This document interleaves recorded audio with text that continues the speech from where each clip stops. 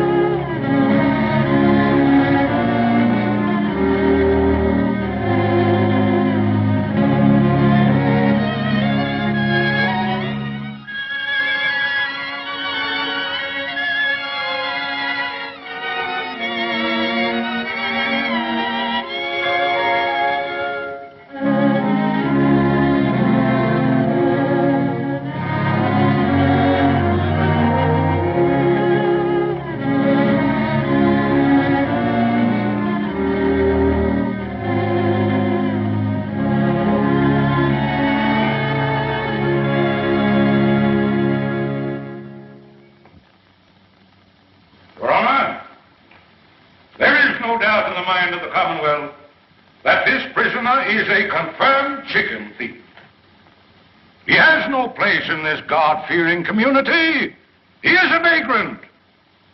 He cometh from no man knows whence.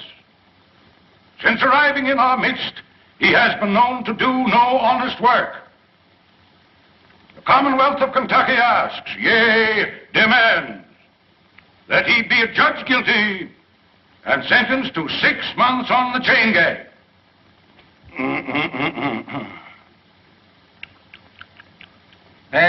Hey, boy, wake up there. Sheriff, wake him up there. If anybody's going to sleep in this court, it'll be me. Hey, wake up. Come here, boy. There. Come on over here, right there. What's your name? Poindexter. Poindexter? Yeah. Who gave you that? Mr. Riley. Ranny? You mean Major Randolph Poindexter from down at Pine Bluff? Yes, Pine Bluff. Oh. Well, looks like you Poindexters is always getting mixed up with some chicken somehow. Hey, Sergeant, it seems like I recollect you and Major Ranny having some connection with the flesh of the fowl at one time. You're good if we didn't. You know, Major Ranny was the fire-eatingest soldier that ever chased a yank up a tree. You know, Billy, you and me pretty near starved that day when we went foraging for a snack after the Battle of Chickamauga. Chickamauga? No, it was the Battle of Kennesaw Mountain. There's no such a thing as a Chickamauga. Oh, you're both wrong. I'm not wrong. It was the summer of '63, and we were just outside of Nashville. No, Billy's right. I remember. For wasn't I there with you? Yes. Your Honor, the Commonwealth objects to this digression. Now, Senator, you know, now the point is that the Major, he acted the part of a gentleman and a soldier, and he removed the temptation from out of our path by eating up all the fat hens in the whole bunch and leaving us nothing but a lot of old skinny Dominic roosters. You remember, boy?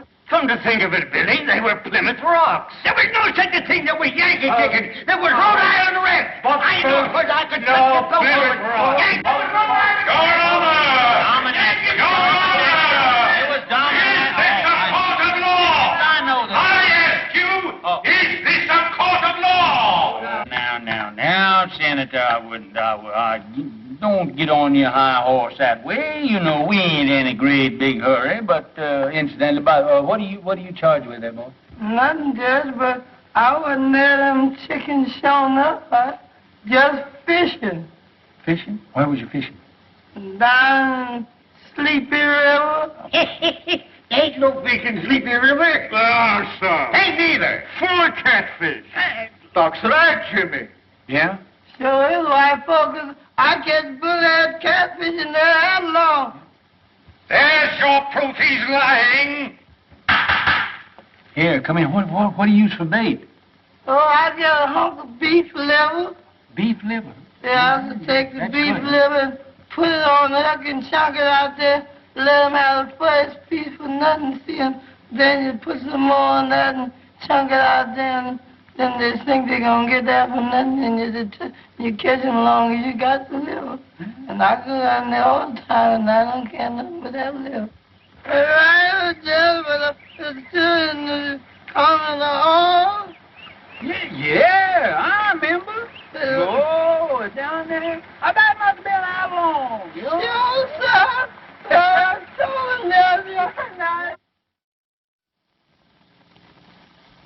I got to take down the judge's clothes. Got to take 'em in the house. Yes, Lord. Got to get out that old ironing board. Fix 'em up for the judge to wear. Yes, Lord, that's what I was going to do. Praise the Lord, Mr. Room. Is you a hand or is you ain't? Hi, Aunt Dilsey. How come you here? The judge say you up there at that college learning to be a lawyer, man. Aunt Dilsey, I got stomach trouble. Lord help you, white child. What them Yankees been feeding you? Not a darn thing. That's the trouble. What have you got for supper? Mr. Rome, you stay here. Us is going to kill the high-stepness rooster in the yard and a great big bowl of milk gravy and grits. And waffles? Don't you worry none, honey. You's home now. Mr. Rome's home. Mr. Rome's home. Mr. Rome's home. Hey, Uncle Billy! Well, if it ain't wrong. Well, salt me down. What happened up there? Did them Yankees kick you out of that law school, huh? Sure they did, with a diploma. You're now looking at a full-fledged member of the bar. Let me look at you. Full-fledged, my gizzard. Yeah, lawyer. You know, you better get your britches half sold, because you're going to sit around a long time before you get your first client. Well, I don't mind, Uncle Billy. You know what happened to me before I got my first client, don't you? Lord, I sat through 2 Republican administrations before I...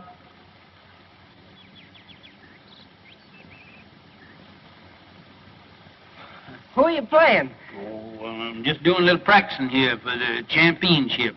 I got Jeff here. He's doing the retrieving for me. Me and Herman Felsberg is going to play against Jimmy Bagby and Doc Lake. 2 of them balls down there, will you, Jeff? 2 again. Mm-hmm.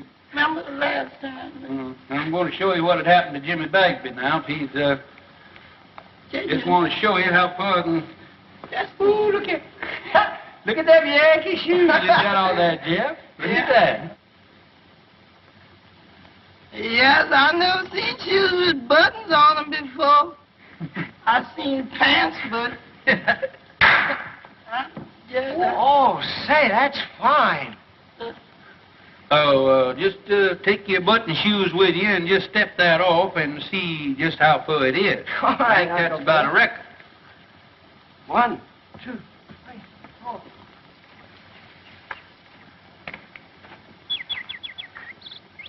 Hello.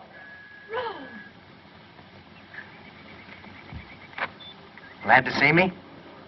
Why, I thought you were still up north. I got in this morning. How'd you know I was back here? Well, I didn't, but Uncle Bill... Why, you look pretty with those things. Isn't this a lovely spray? Mm-hmm. Now, young lady, I want to ask you a question. Please let me down, Rome. Miss Gillespie, will you please tell this court why you didn't answer my letters? I've got to go in. Really, I have. Now, tell the truth, the whole truth, and nothing but the truth, so help you. You know why.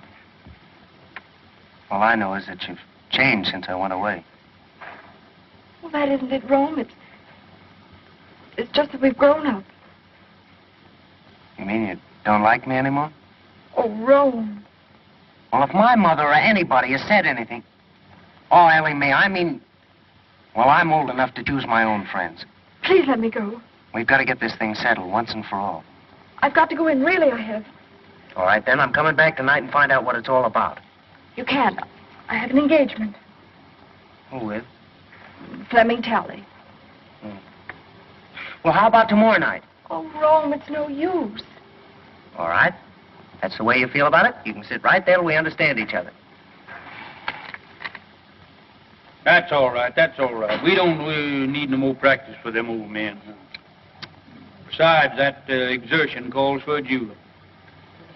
Yes, but you gonna wait for that young gentleman for you. Wait for him? Unless young folks has changed since I was skirmishing around. He won't be back for quite a while. Just look at that goat. Ain't that a pretty sight? What, that goat? There ain't nothing pretty in the world than two young folks in love in the spring. Do about that goat. Oh, goat. My Lord, ain't you got any sentiment? Ain't you got no girl? Wasn't you ever in love? Stand around here talking about a goat or something. But your mint. What about my mint? A goat in your mint bed. It's in my mint bed. Get out. Act like you starved. Bet you hungry. Don't look. Why, William Priest. Oh, hello, Carrie. This is a fine how do you do. What will the neighbors say? I'm ashamed of you. What's ailing you now?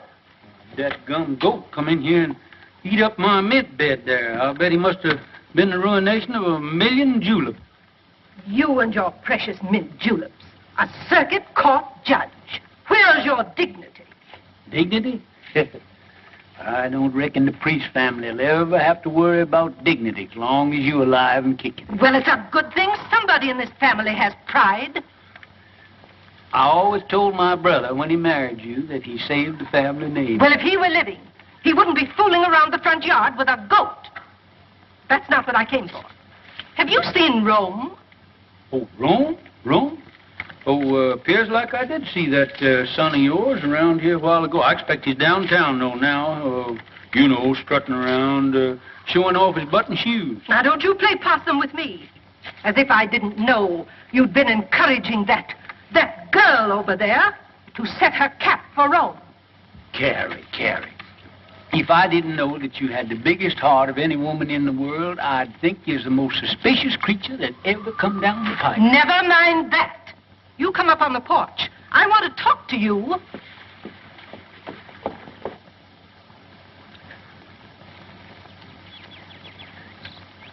If I'd have known that's the way you felt about it, I wouldn't have hurried home so fast. I'm sorry, Rome, but after all, you have your career, your family, and everything in the world that matters to you right here. I don't think you care what matters to me. That's not fair, Rome. After all, I'm only telling you for your own good.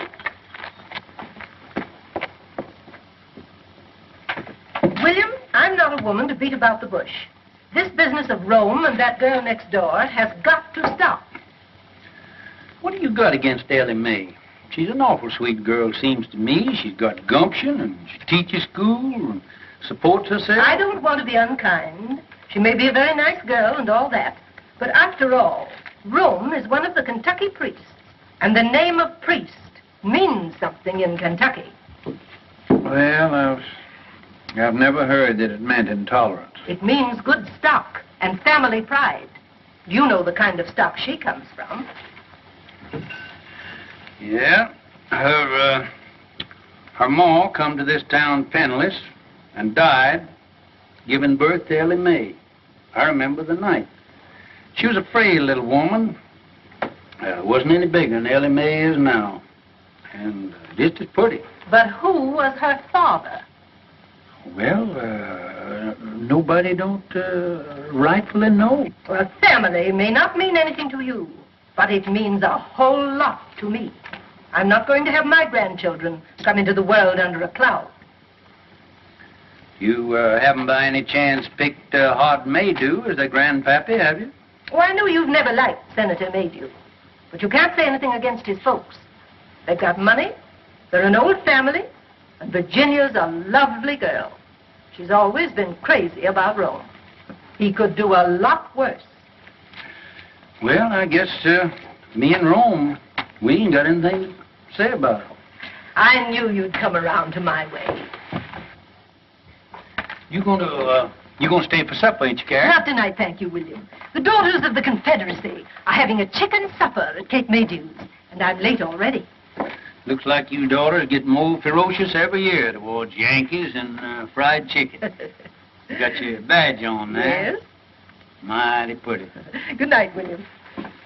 Sometimes I think you women got more badges and medals out of the soldiers did. Good night, Carrie.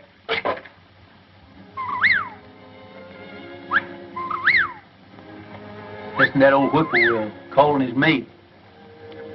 Him and his kin has been nesting around here for nigh on 30 years. It's a lonesome kind of sound, isn't it, Uncle Billy? Tis so. You know, the good Lord never meant for nobody, either man or bird, to live by themselves. Uncle Billy, why didn't you come and live with us after Aunt Margaret died? Oh, I never could stand your mom's cooking.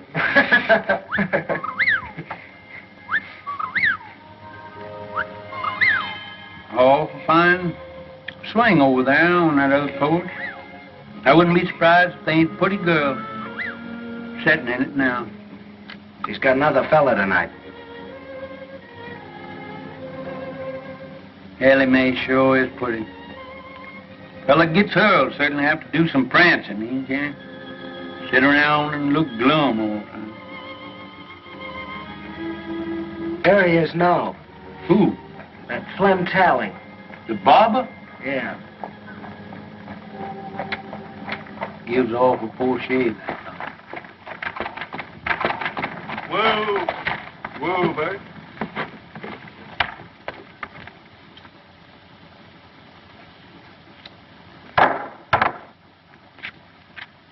Yeah, I am, honey.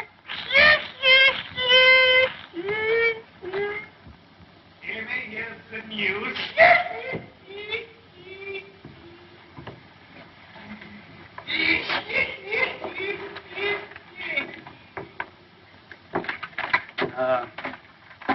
Son, there ain't nothing will get your mind off women folks like work. Will you run back in my library there and get my old Kentucky Code of Statutes? It's an old calfskin book up on the top shelf there. That gets me, that brain there. Long years, I'm just going to see if I can't stop him. Gabby Rives and Joe Herringer, you know, the boys that work for me down at my barber shop. Well, they comes to me tonight and wants me to go over to Old Town. Some high-flying gals over there. But I tells them no. I can have all the fun I want right here at home. Now, guess who I was talking about? Couldn't I make you some lemonade? Lemonade? Sure, honey. And I got something to sweeten it with. Right out of the mountains and kicking like a mule.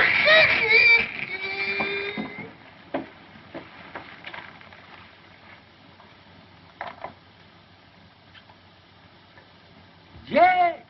Oh, Jack. You see anything of Mr. Flem Tally, the barber man around here? No, what'll he be doing around here?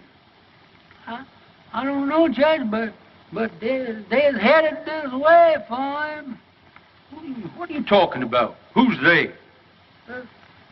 Some lady's pappy, two-barrel shotgun.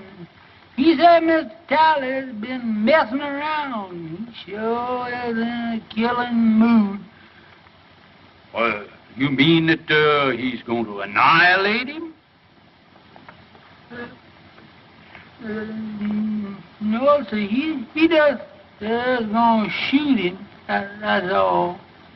Well, ain't a thing that I can do about it.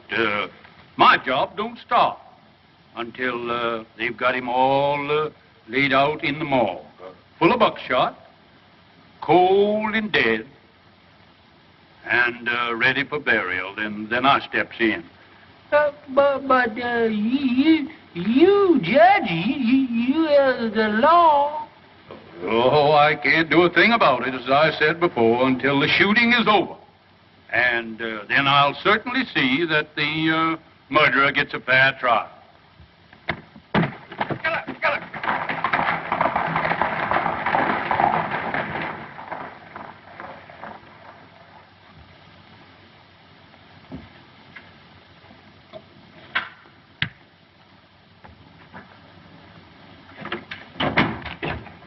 Uncle Billy, I couldn't find that book anywhere. What book? That Kentucky law book.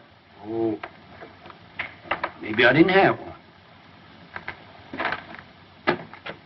Ellie Mae's waiting for you over there. What? How do you know? Are you sure? Now, don't be standing here like a jaybird gawking when I tell you she's waiting. Go on out of here and go.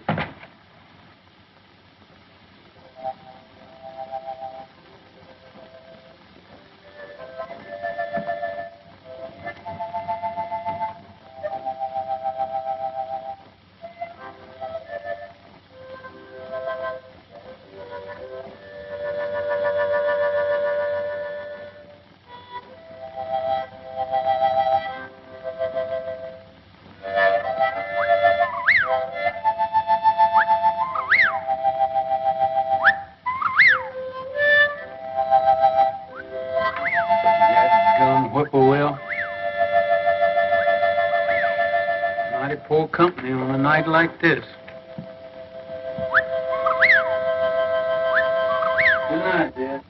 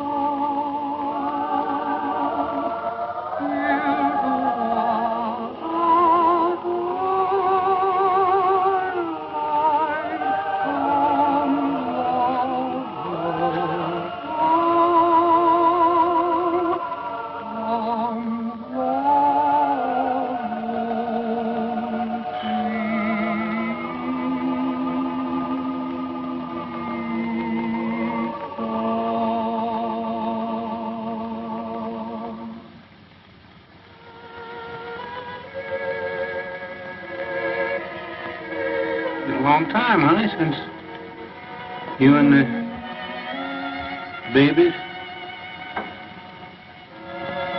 went away. Oh, Rome come home tonight.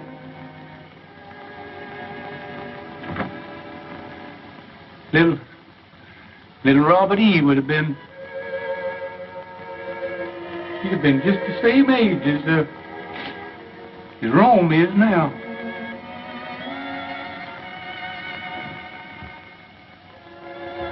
I guess it's Rome coming home is what makes it seem more lonesome than ever around here.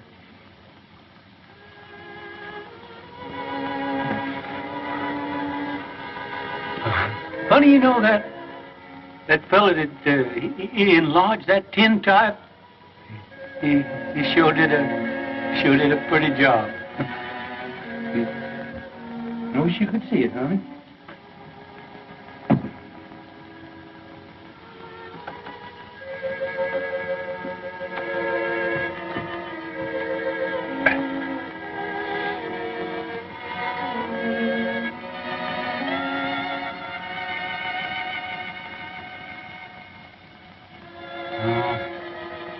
See, that fella put that gilt on there was regular humbug.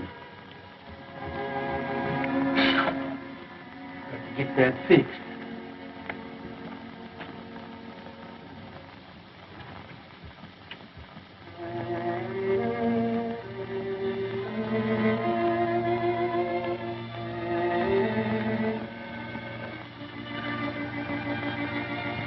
Honey, it sure is a pretty night.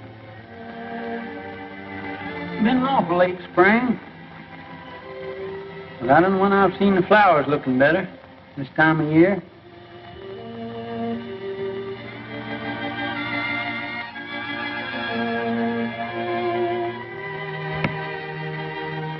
People are funny things. Always got their eyes set on something. Rome, he's got his eyes set on Ellie Mae, and Carrie, she's got hers set on old Hard Maydew's daughter, Rome. Old Hard, he's got his eyes set on my job. Some of them's gonna be disappointed. Them honeysuckles sure do smell sweet.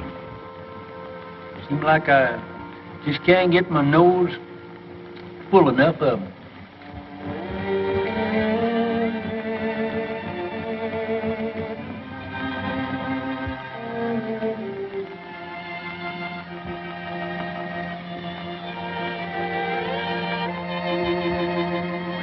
Burn, honey. There's Bob Gillis over there at the grave.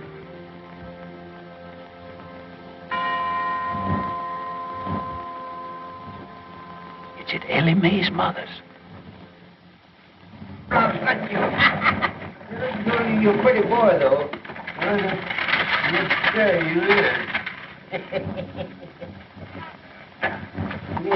Hi, Jimmy. Hello, Billy. What are you doing there? Figuring on getting called to the colors again? Hello, Gillis. Hello. Never know what them Yanks is going to do. We licked them once, and I'm keeping old Deadeye ready in case we got to do it again.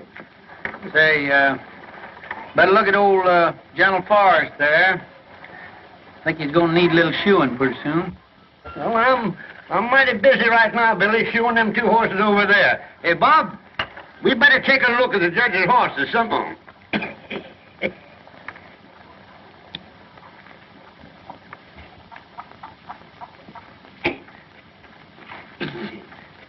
Now, Snifter, good corn. You can smell the feet of the boy that plowed it.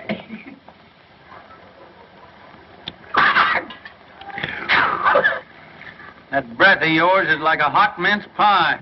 Where you going? Going fishing. Sleepy River. Sleepy River? Why don't you fish in the trough there? Need shoeing? No, all right for a while yet. Say, bad scar you got there. Bullet? Yeah. Get that in the war? No. Folks say you come from up north. Must have got that up there.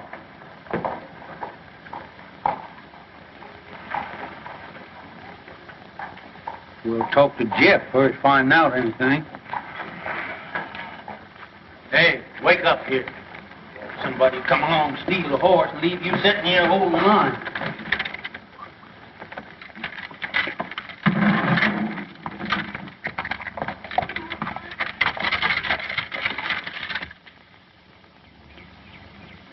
All right, come on with that beef liver now. The bait is in a bait bag. Always keeping head Hurry up now. and liver. Oh, gee, don't tell me you ain't got it. It looked like that liver then walked off by itself. Lord.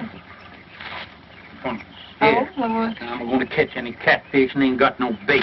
Take this dime now and hurry on back to town and get me that beef liver. All right, sir. Hurry up now. All right. Actually running now. This is the way it is. You going to put your shoes on? Let them save them in case my feet wear out. And then I have them. Much sitting around as you do. It won't be your feet that'll wear out.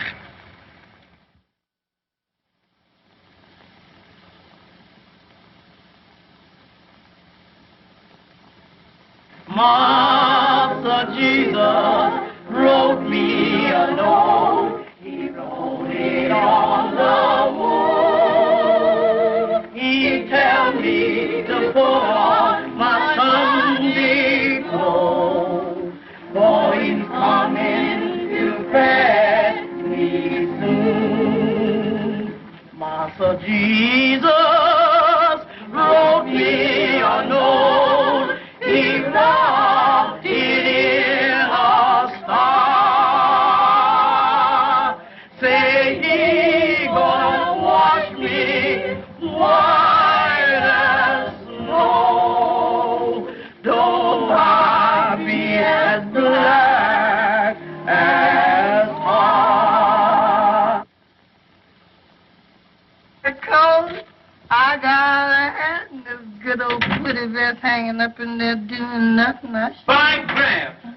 Well, plague take you, I thought I told you to stay away from that Yeah, vest. but Judge, it got hung up on Yeah, you my... got my coat on there, too. Yes, but this old skunk coat... Skunk coat? I mean possum. What do you mean, possum? Rabbit. Rabbit? Say, listen, every inch of that is raccoon. Better be raccoon. I took it off a rich Yankee. Now you get in there and put them things away from there. Better get on over at that festival there. Dilsey might be needing you, too. How are you, Judge? Just Oliver, Evan, just Oliver. I'm afraid it takes ice cream and cake to get you old soldiers out of it, Judge. Yeah, if the Lord ever gets in a jam, why, he knows who to call on. That's right. Going to church isn't everything there is to it. Evening, Senator. Good evening, Reverend. Good evening, Judge Breeze. Good evening, Hart. There's one of our best churchgoers. Yes, it's surprising how far some men will go to get a few votes. Too bad we didn't get rid of him and get him off up to Congress there after him spending that term in the state Senate. I understand he thinks you deprived him of that honor. Me? Great Democratic Party and Thomas Jefferson. Evidently, the senator doesn't see it that way. Tell me that his cases in your court have taken on the appearance of a personal feud now that he's a candidate for your job. Oh, I wouldn't say that, Ashby. But I am going to have to get out and do some mighty tall electioneering, you know. Hart he's a spellbinder in a silver tongue from way back. I'm just an old country Jake who kind of a baby kisser. I ain't got much to offer the boys in the way of rhetoric. I understand he doesn't approve of your grammar. My grammar. First thing I learned in politics was when to say ain't.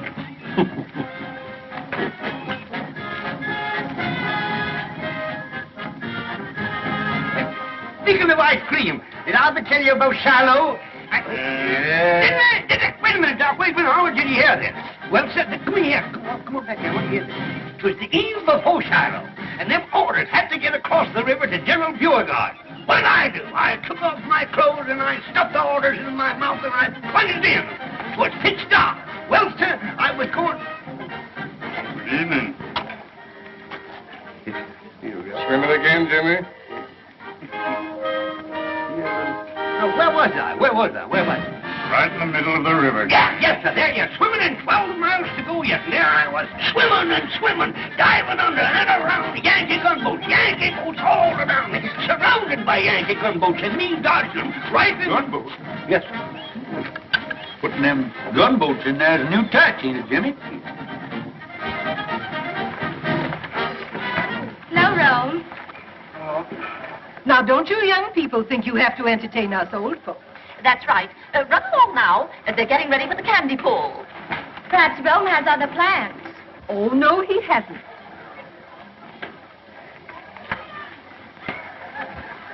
I declare, Virginia gets prettier every time I see her. And I know you're happy to have Rome at home again. Oh, he's such a nice boy. Don't they look fine together? Look at them, Horace. Ah, yes. Youth, beauty. Why, I remember when I first crossed the threshold of my young manhood and listened to the sweet murmurings of my heart. Oh,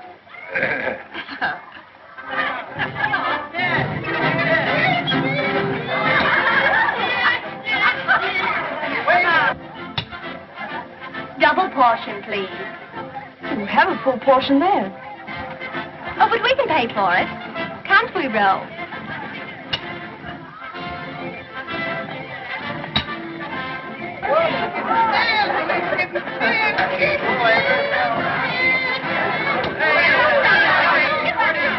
Gentlemen, I propose to conduct my campaign on a dignified basis. No personality. Others may censure the homespun manners of Judge Priest on the bench. Not I. Others may question the methods by which he has held political control of the county for a quarter of a century. Not I. Oh, gentlemen, merit alone will count in the forthcoming election. Where have you been keeping yourself, Ro? I think you've forgotten where I live. Nothing like that. Mother and Daddy are always teasing me about you. I tell them you don't care anything about me. Bet you have a girl up north. Well, even if I did have, haven't you got every boy in town on your string? Oh, those stick in the mud. They make me tired. Besides, I've been waiting for somebody else.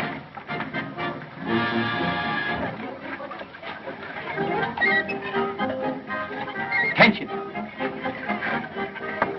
Say, what's the prettiest gal at the festival here, moping around back here by herself, huh?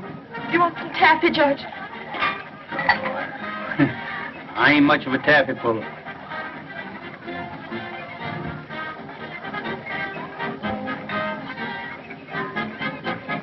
On second thoughts, you can give me a wad of that, too. All right, put the butter on your hands first.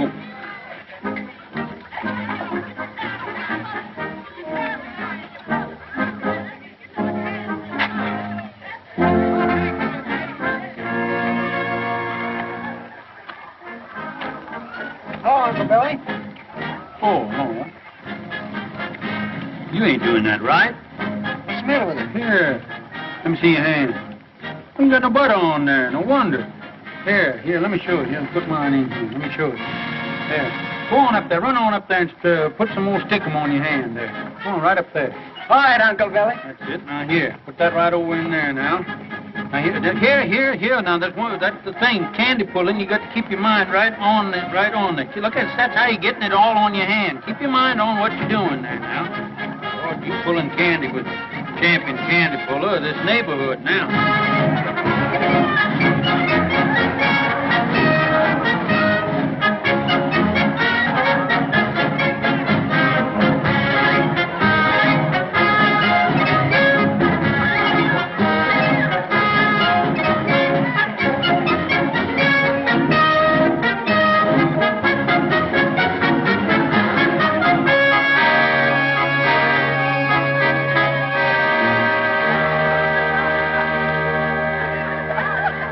This is your fault. The sun shines bright in my old Kentucky home.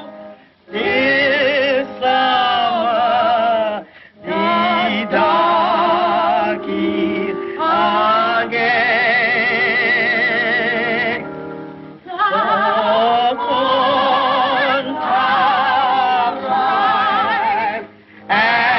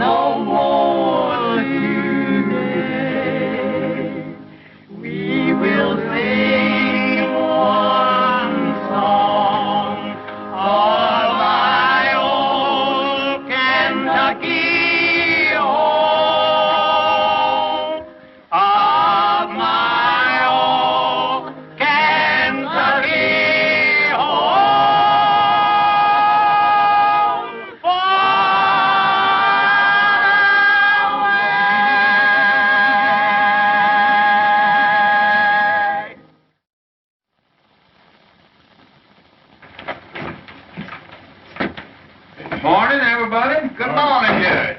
You next. Hey, Flem, you got the only lively spot in town. Here, Gabby, what's the latest news in the paper this morning? Hello, Lodge. Howdy, Judge. Hey, you ain't been in lately, have you? Good morning, Mr. Morning.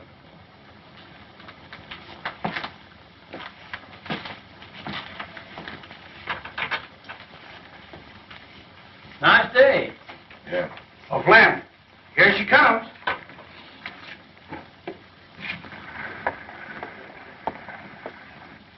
And does she like her Flemish? Hey, Flem, when you two getting hitched? Don't know it. I heard nobody talking about marriage. You ain't scared of no shotgun wedding, are you? Not as long as she ain't got no paw.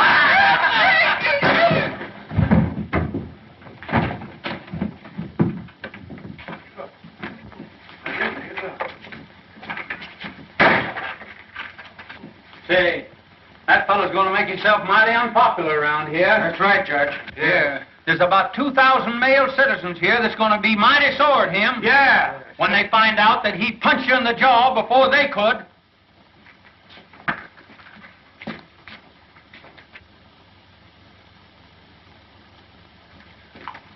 Yes, he's going to be awful unpopular around here.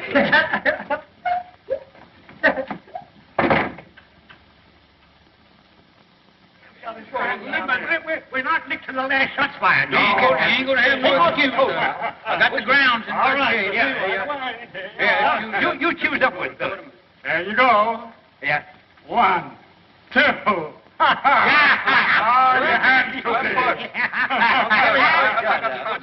it. Who starts, Herman? Yes, sir.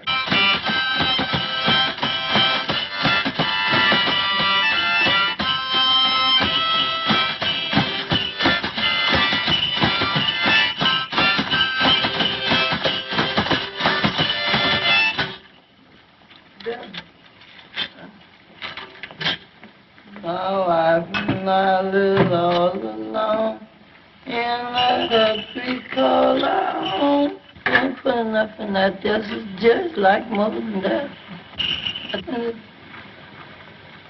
Yeah, and I got a spare one of them. Desperate. Cigarette. I ain't trying to take it with the different. I just like always think somebody trying to. Hey!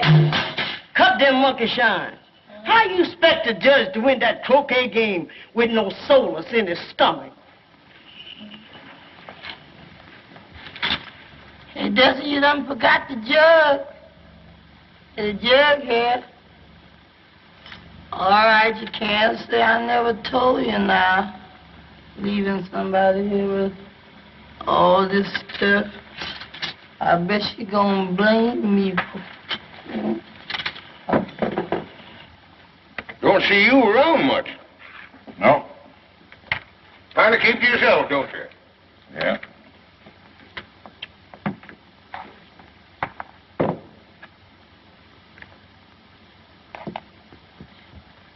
Joe, get some more beer while I knocks me that 14 ball down there in the corner. I'll pay for it. Hey, Flem, Gillis is out there. Yeah? Yes. Come on, let's get it. No, hold your horses now. He'll be heading to you in a minute, going home. Fellas with me? Sure. Sure we will.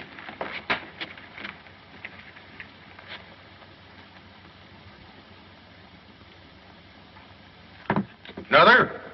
Nope.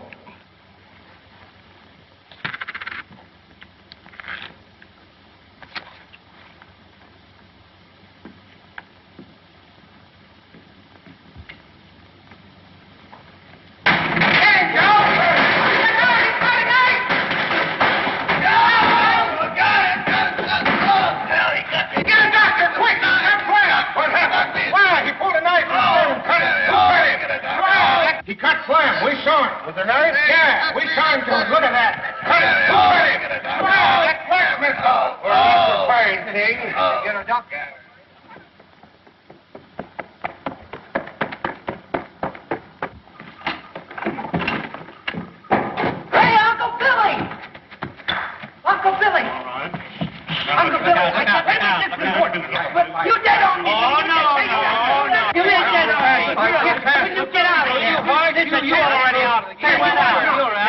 Just get out of here. Oh, no. Go on. Yeah, get away. He missed it.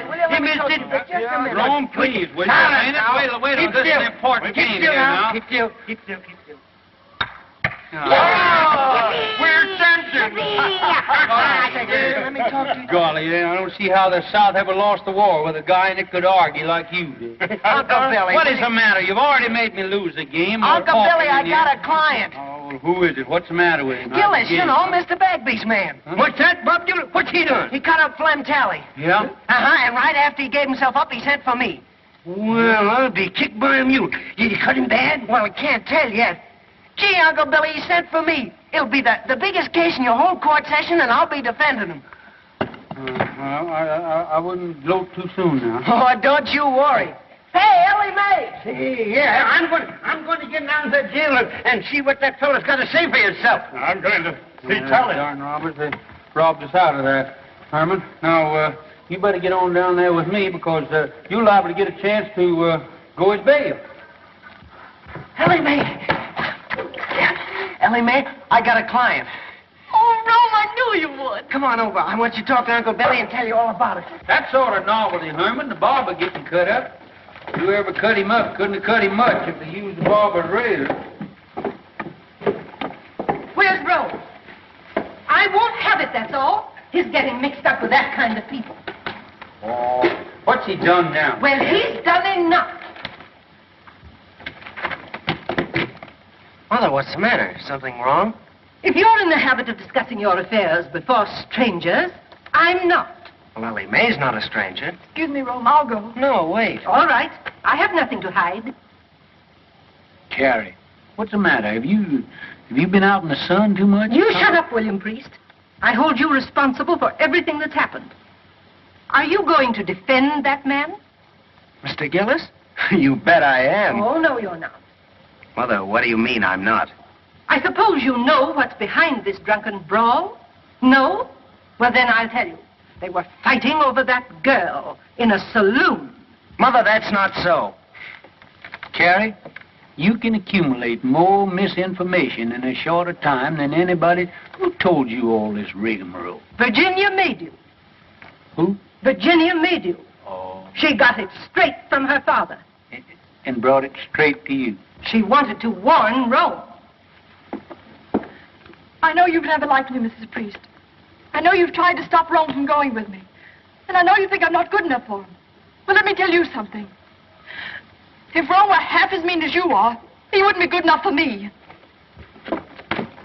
Well, of all things. Carrie, looks like you run second. Oh, no, I don't. If Rome's father were alive, he'd back me up. Rome's already got himself talked about all over town with this girl, and I'm not going to have him publicly defending her in court.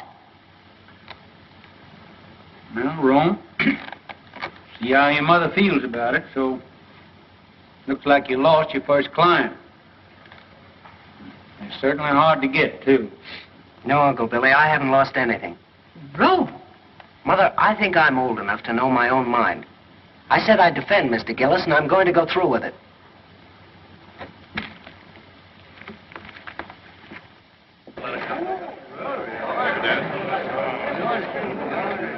Right this way, Reverend. Have that chair there, please, sir. Hi, Irvin. Hi, Luke. How are you? All right.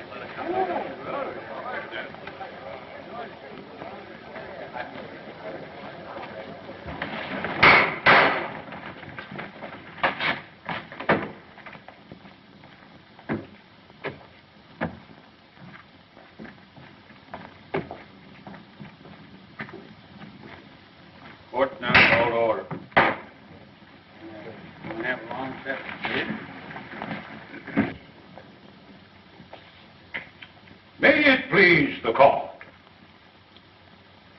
I would point out that for many years, a political and personal difference has existed between your honor and myself. Now that I am a candidate for the exalted office which you have held for so many years, those differences have reached a point where, for the protection of the people, I must demand an impartial trial judge. Perhaps I'm getting deaf, but the fact had never reached me before. Are you insinuating that you won't get full justice in this court? I maintain that my language was sufficiently plain for any comprehension, however obtuse. But I will make it even franker. I charge, in the presence of two witnesses, you took sides with defendant Gillis in a prior attack upon this plaintiff. I've been sitting on this bench for nigh on 20 years, and nobody has ever asked me to step down. I'll file an affidavit of prejudice. That won't hardly be necessary. Then I call upon you, Judge Priest, to vacate the bench during this trial and yield your place to a qualified judge.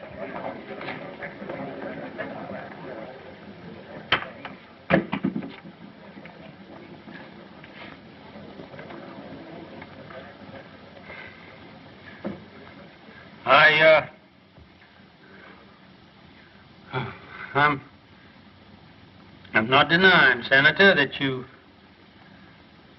kind of took my breath away. I guess I had just sort of got the habit that I was took for granted here on this bench. Gosh, I'd put near raised in this courtroom. When I quit fighting, 65,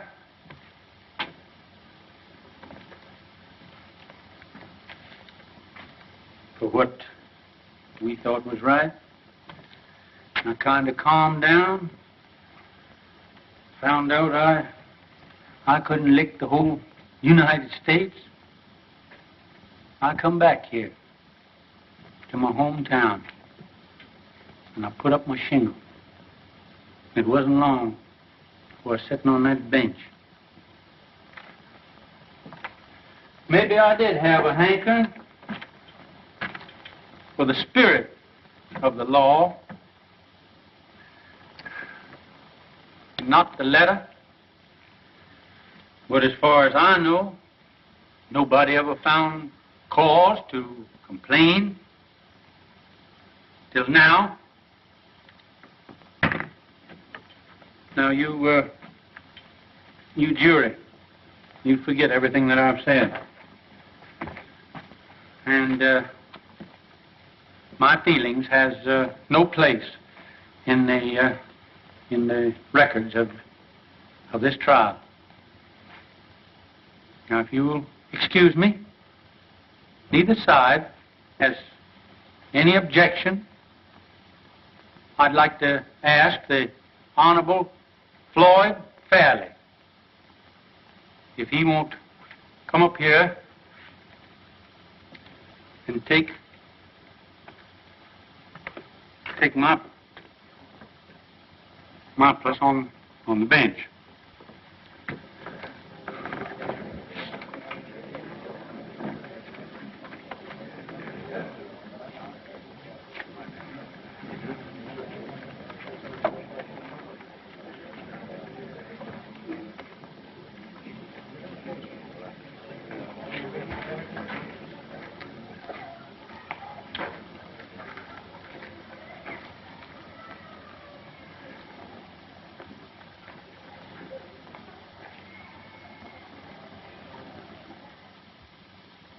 Well, what happened then?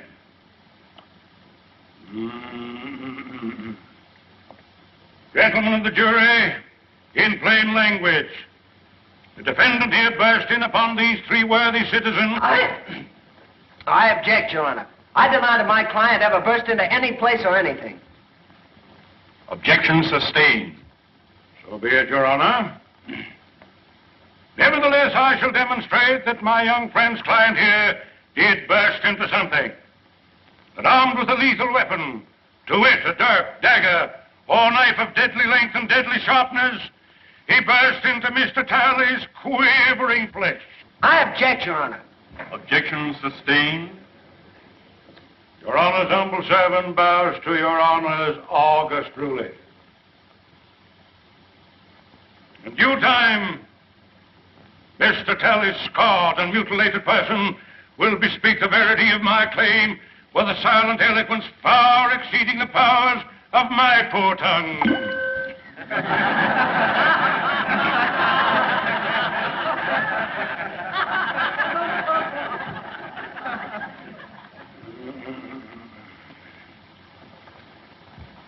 We was playing bottle pool when he come in and attacked at me. Didn't you attack him with a billiard cue? Not until after he come at me with a knife. Well, it's just like Flem says. We wasn't paying him no mind, and he come looking for Flem. But weren't you three all armed with billiard cues? Well, never heard of nobody playing pool without them.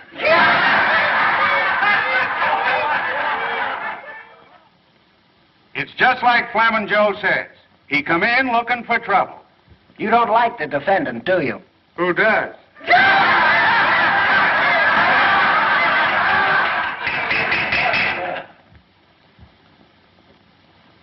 Your Honor, the defense is through with the witness.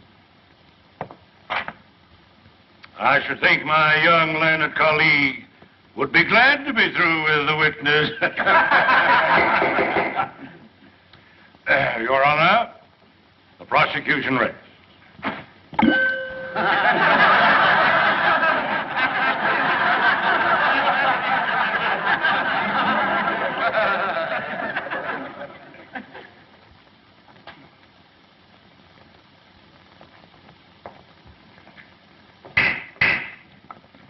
Before the defense proceeds, this court recesses for half an hour.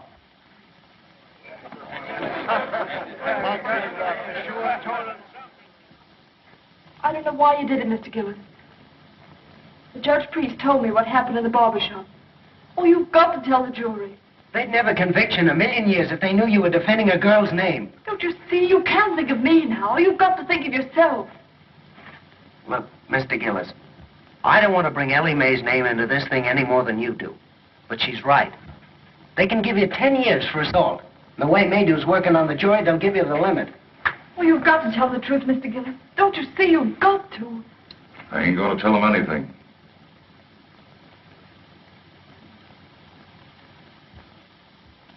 Yes, sir. Talley lied all the way through. And Herringer and Gab Ride, they lied too. It was 3 against 1 in Billy Gaynor's back room, and it's 3 against 1 in this here courtroom. Have you ever been in any other cutting scrape in town before? No, sir. That's all. One moment.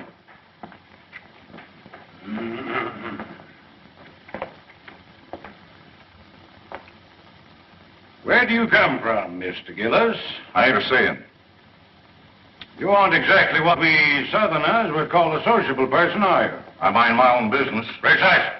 Except when you go looking for trouble. I don't go looking for trouble. But I ain't the one to run away from it. How long have you had a grievance against Mr. Talley? We had a run-in a few days before he jumped me. Oh, run-in, eh? And what was this run-in about? Well, come on, tell the jury. What did you hate him for? I ain't a saying. Then you didn't have any reason for knifing. I didn't say that. Well, make up your mind. Why did you hate him? I ain't a saying. Your Honor. Anything further? That's all, Your Honor. The defense rests.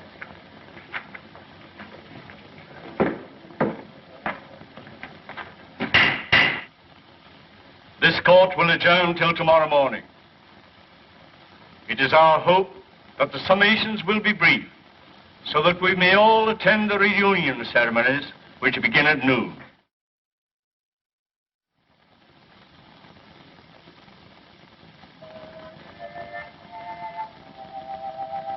Well, Andy. Hey, this is a pleasure. I don't get the chance to do this often. You certainly does me honor. Here, Jeff, make the Reverend comfortable there.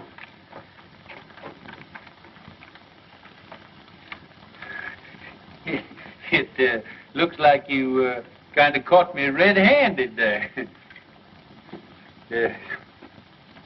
Could I, kind of inveigle? Been a long, tiresome day, and it's mostly mint.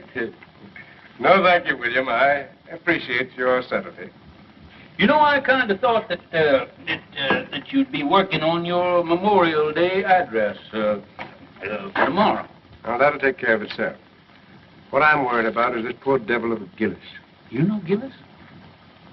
My trade takes me into queer quarters sometimes. Well, I feel just as sorry for that fella Gillis as you do, but I'm plumb out of it. Hart got the best of me. He sure did. Case is closed. It's all settled. I don't think Hart will, he'll be fool enough to reopen the case for nobody or nothing.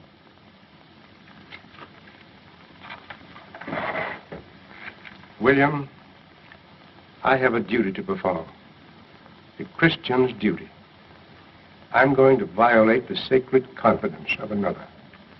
I'm going to break a pledge of secrecy because it's the only course that I see that lies before me. I'm listening, Ashby.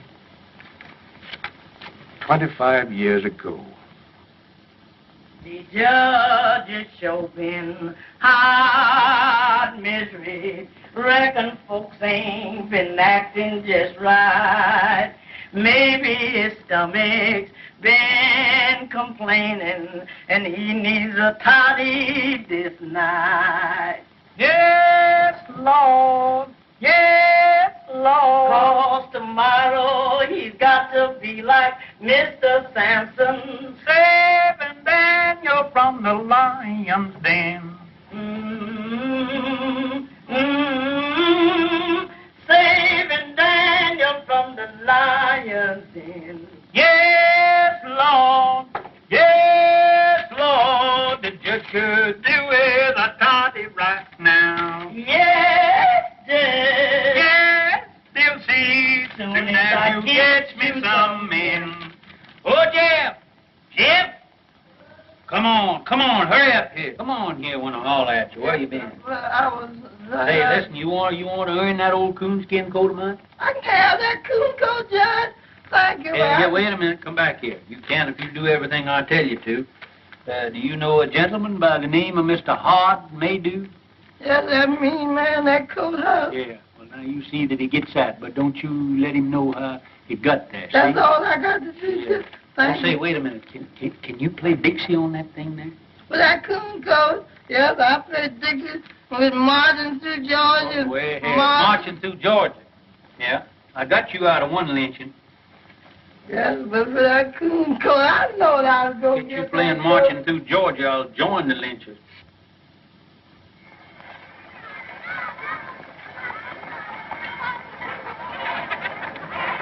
Hello, children. What do y'all got in your basket? Oh, the chicken. Well, that's what I got. That's what the judge like,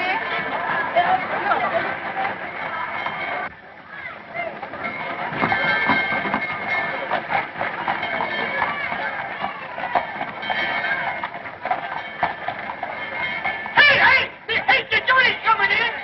Hey, Lem, come on, the jury's coming in. I'm telling you, Sheriff, we've lost the bass drum. How could you lose a bass drum? Someone stole it. We need it for the parade.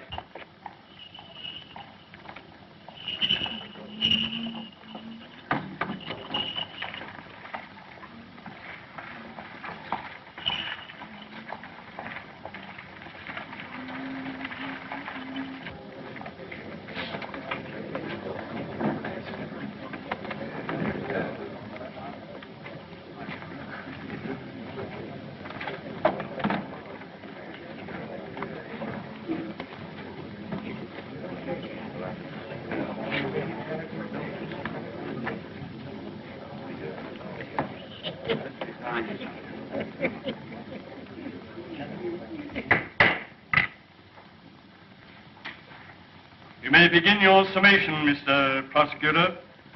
May it please Your Honor. Since adjournment yesterday, certain information has come into the hands of the Commonwealth, which, in the interest of justice, impels me to reopen the case. The Commonwealth desires to recall the defendant Gillis for further cross-examination. Very well, Mr. Maydew. Proceed. Robert Gillis, take the stand.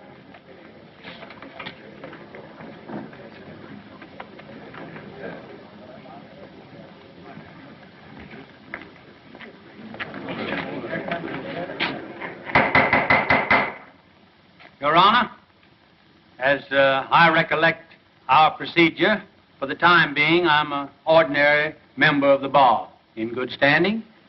Not ordinary, sir, but absolutely in good standing. Oh, thank you, sir. Thank you kindly. Then I have the honor of announcing myself as Associate Counsel for the defense. Seeing as the case has been reopened,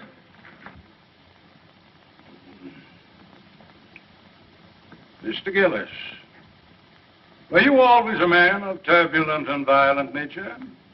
Always left them alone as left me alone. Is that so? What was the name of the man you once upon a time murdered?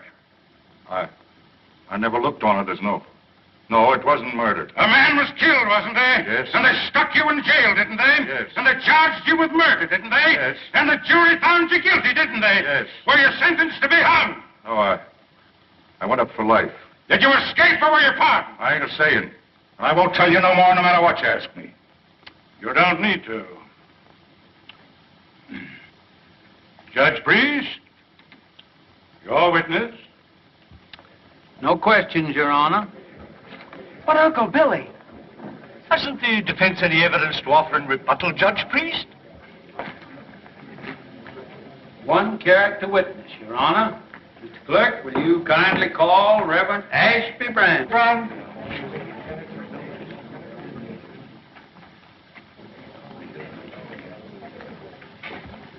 You solemnly swear to tell the truth, the whole truth, and nothing but the truth in the case now pending in this court? I do.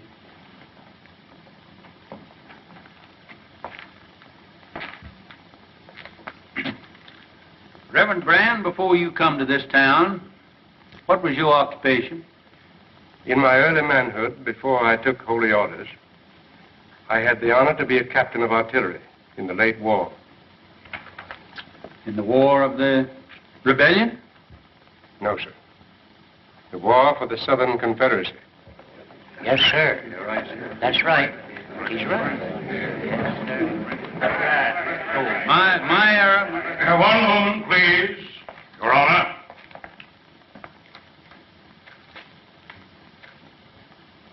I yield to no man in love and everlasting devotion to that sacred lost cause for which my people fought and bled.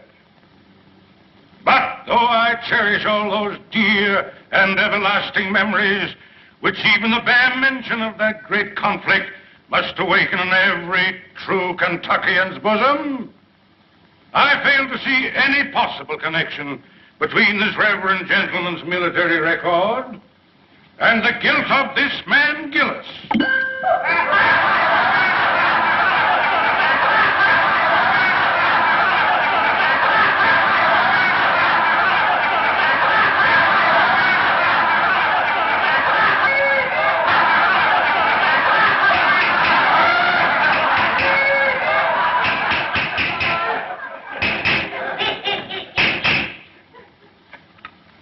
I think the court will commit no grave legal error by allowing a minister of the gospel to tell his story in his own way.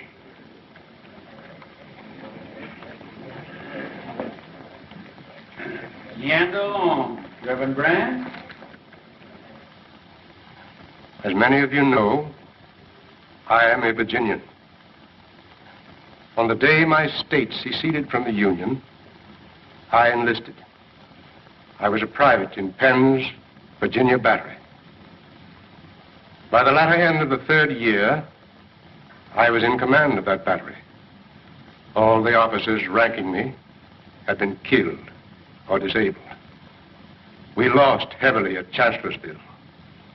And at Fredericksburg, we were almost wiped out. We kept our field pieces. We kept our pieces until the end. But we had not sufficient men to man those guns, nor anywhere to turn for more men. There were no more men left to come in. The Confederacy in '64 was robbing both the cradle and the grave for cannon fodder. Well, sir, I got temporary leave and went to Richmond to see our war governor. I said to him, "Sir, I've come to you to ask for men to serve my guns."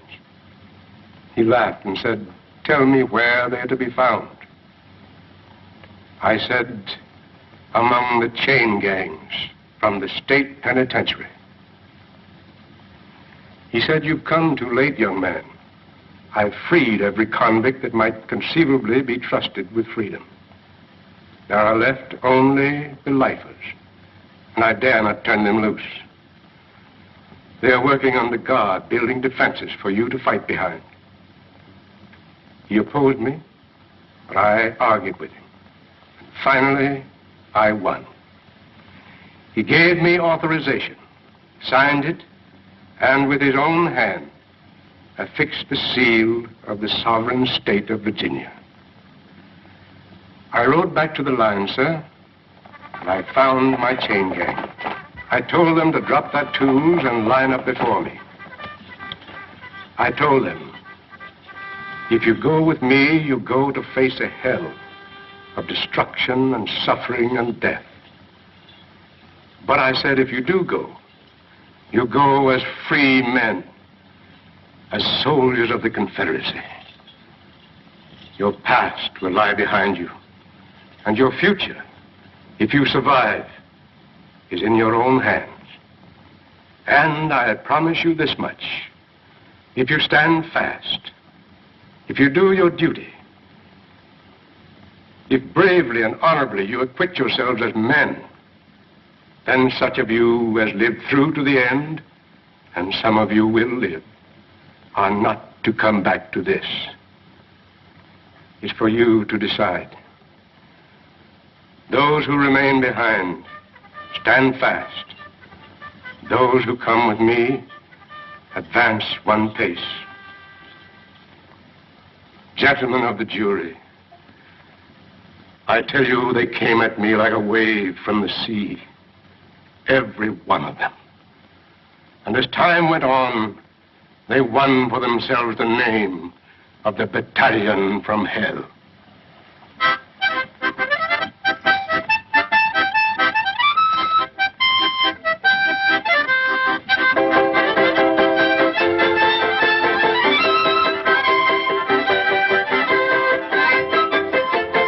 Those men, those fellows, with the scars of their shekels still on their legs, they fought for the South like men, none better.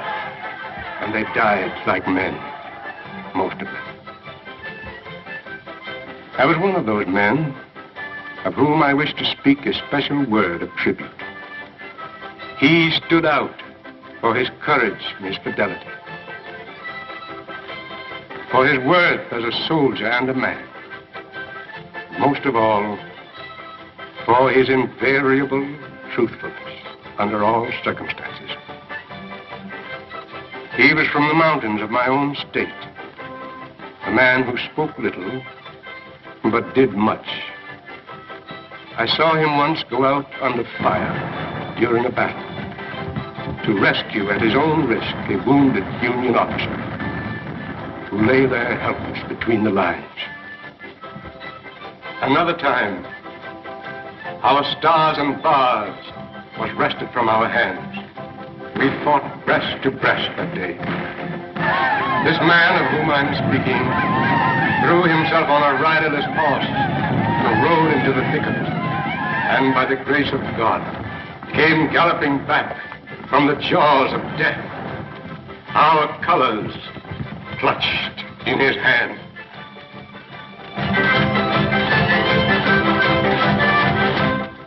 And another day, when every man who served his gun, excepting him, was down, I saw him when the Union infantry charged, sitting astraddle his useless gun, and with a rammer for his only weapon, waiting for the enemy to come within reach. The countercharge from our infantry saved him.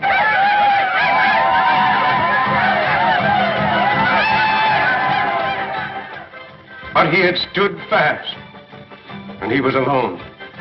After the surrender, I kept his secret, and kept it to this very hour. Though I've seen him daily at his work, watching over his daughter, providing for her education through me, and all unknown to Ellie Mae.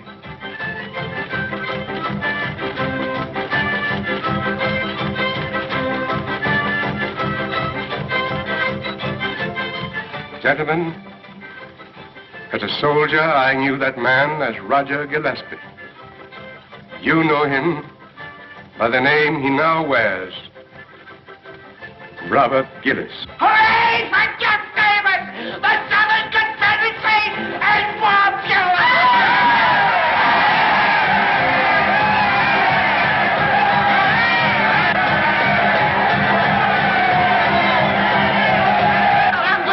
Get out of the way! Can't you see that poor, helpless child needs a mother?